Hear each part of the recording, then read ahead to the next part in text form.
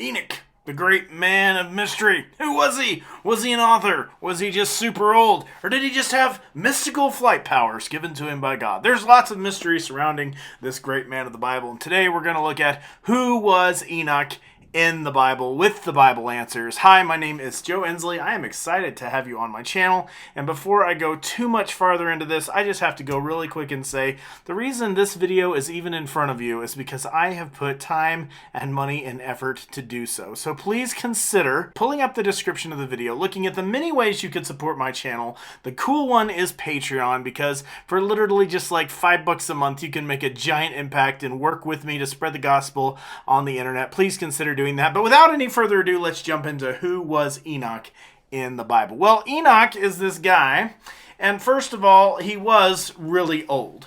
To answer the first question, it appears that he lived about 365 years. The story of Enoch pretty much takes place in the first book of the Bible, in Genesis chapter 5. In Genesis chapter 5, we learn that Enoch is Adam's great-great-great-great-grandson.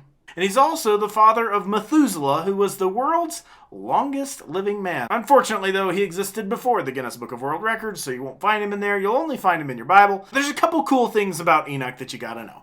Some distinctions that we have with Enoch. Number one is he finds his way into the Hall of Faith, the chapter of the Bible that is known for the great people of the faith, where God points out examples of faithfulness for believers today in Hebrews chapter 11.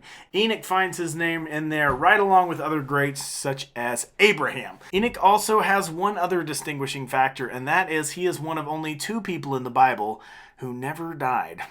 And it's pretty crazy because apparently he walked very closely with God and he ended up just being taken away by God. It doesn't say he died, doesn't say he got buried. It says God just took him to be with him. And it's only happened to one other person, and it was Elijah. And they're just like walking along one day, and God says, hey, you're going to start walking with me in heaven now. Bam! You're done. It's a pretty cool scene, actually. So two men in the Bible that happened to Elijah and Enoch. Now, the real confusion with Enoch comes from the apocryphal work, the Book of Enoch. And the Book of Enoch is, like I said, apocryphal. It's not canonical.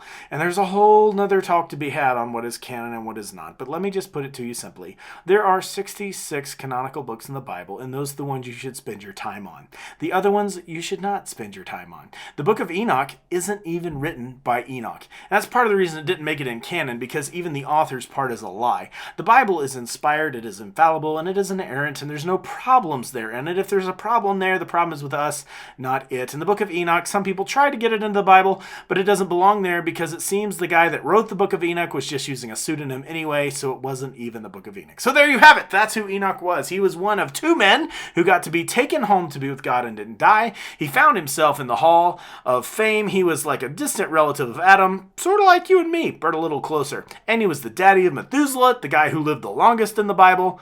Go ahead and hit that like and subscribe button with the notification bell to make sure that you don't miss any of my new content coming out going forward.